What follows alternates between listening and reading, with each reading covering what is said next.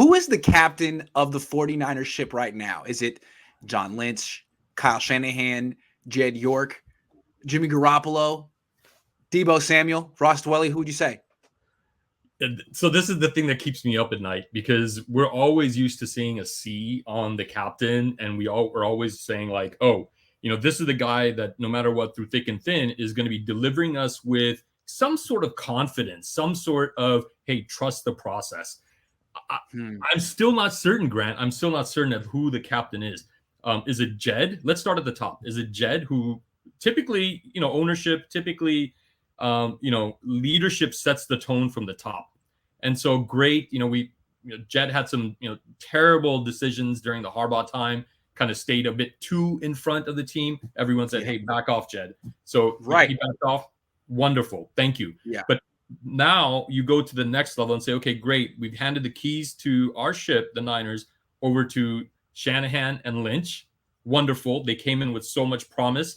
I was the first one in line saying, yep, Kyle is our man. Let's go. He's installed an amazing offense in Falcons, comes with a great pedigree. He's the captain. So we gave him the keys, him and Lynch.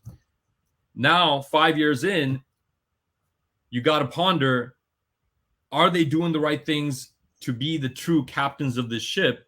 5 years in, are we seeing the results? It's not anyone on the field. I don't think there's a true captain in the locker room that's going to get everyone to rally behind him. You already saw that with Jimmy. Jimmy has the C. He is sort of the face of the franchise to a degree. But if you ask the fan base, if you really go to the locker room, I don't know if you're going to find a lot of people saying, hey, get me, Jimmy's our man. Jimmy's going to be the person.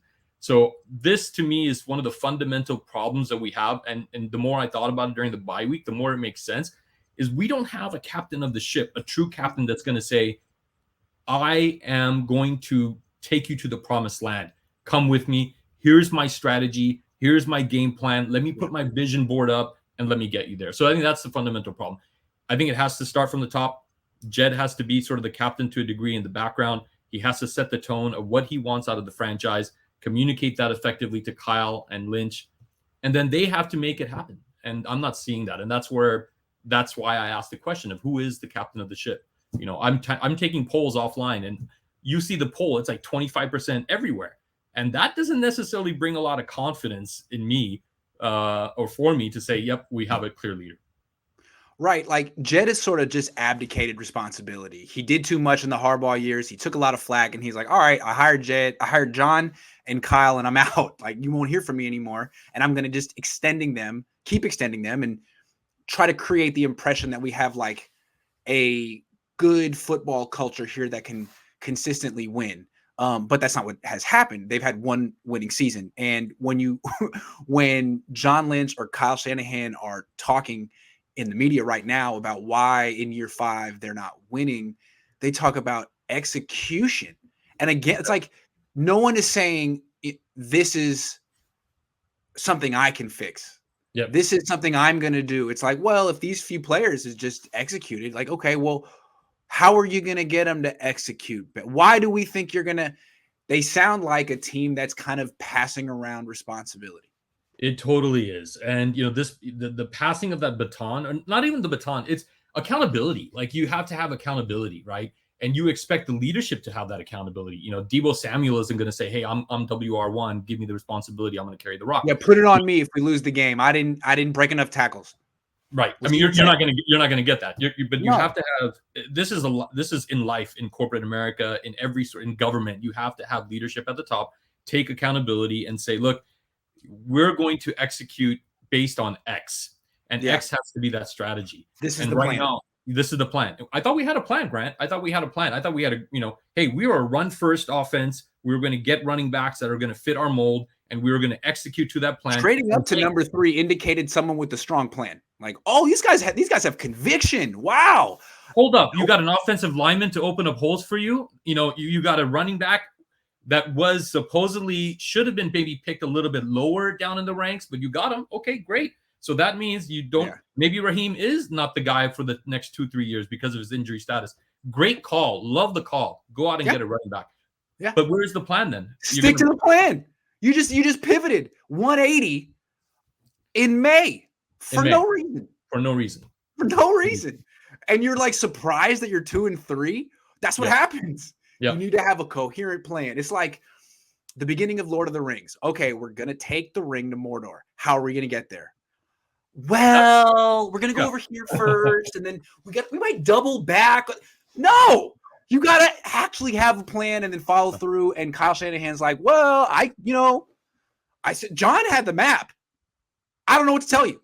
And part of my issue with this team is like sometimes Adam Peters gets the credit for something. Sometimes John Lynch gets the credit for something, and sometimes Kyle Shanahan. If this season were to go real bad and Jed were to fire like one person, how could you honestly decide which person is responsible for which mistake? I don't see how you could. I think you kind of have to start over or give them all a second chance, a third chance, sixth chance. It's the Control-Alt-Delete. You only get like maybe like 2 or 3 Control-Alt-Deletes in a decade. It's not like, hey, one season Control-Alt-Delete, I want to refresh. Right. No, you don't get that. You get one. And you're essentially holding your franchise, I'm not going to say hostage, but you're setting them back by at least 2-3 years, if not more, because of that Control-Alt-Delete, because now you have to put in a whole new regime. And this is, I think maybe Jed's up at night thinking, hey, I got no backup for Kyle right now. I look across who's available and nothing really strikes me as something that I want to bring in, and that's why I'm going to keep, hanging on to Kyle and hoping something, but if I was Jed, like I typically do this, I'll put myself in their role and I'll say, okay, what can I do? If I was Jed, wouldn't you want to go in and say, Kyle, we've had 5 years, can you please lay out a plan? Can you, I'm a business owner. What is your business plan? Give me a 3 to 5 year outlook of what the business plan is. Besides, what if this is the plan? What if this is the plan? I like going to conspiracy theory, and then we're going to go to the next topic. But what if this is the plan? What if Kyle said the plan was, I want Mac Jones? That's been reported, and Mac Jones looks good. He might have been right about Mac. I don't know. So he says, I want Mac Jones, and the fan base revolts. The front office says we prefer Trey Lance, and Jed says no on Mac Jones. Kyle's like, okay, all right, fine, okay, we're gonna go to Trey Lance. That's fine. But if that's the plan, here's my plan. He doesn't play year 1. He may not play year 2. You gotta really let me go slow with Trey because he's my second choice. And my professional opinion is he needs a lot of work.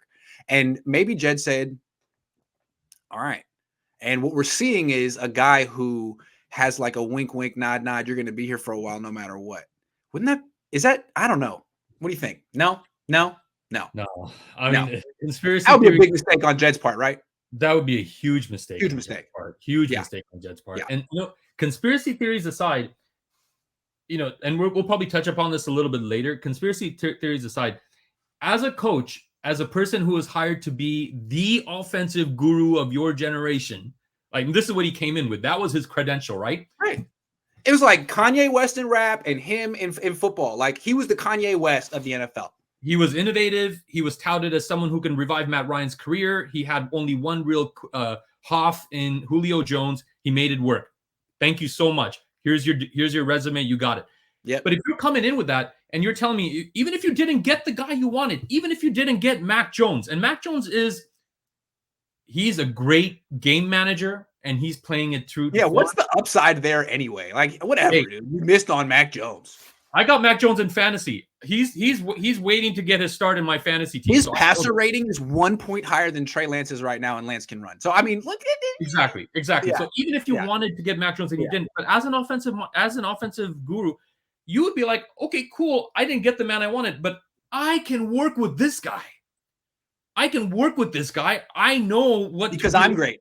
Because I'm great. I know. Yeah. I can build a whole offense around him. I mean, isn't that what offensive coordinators and head coaches do? They take take what's been given to them and make them succeed, right? What I heard is that in 1979, Bill Walsh wanted Phil Simms and was under the impression he was going to get Phil Simms, and then the Giants swooped in and surprised him and took Phil Simms, and Bill Walsh was heartbroken.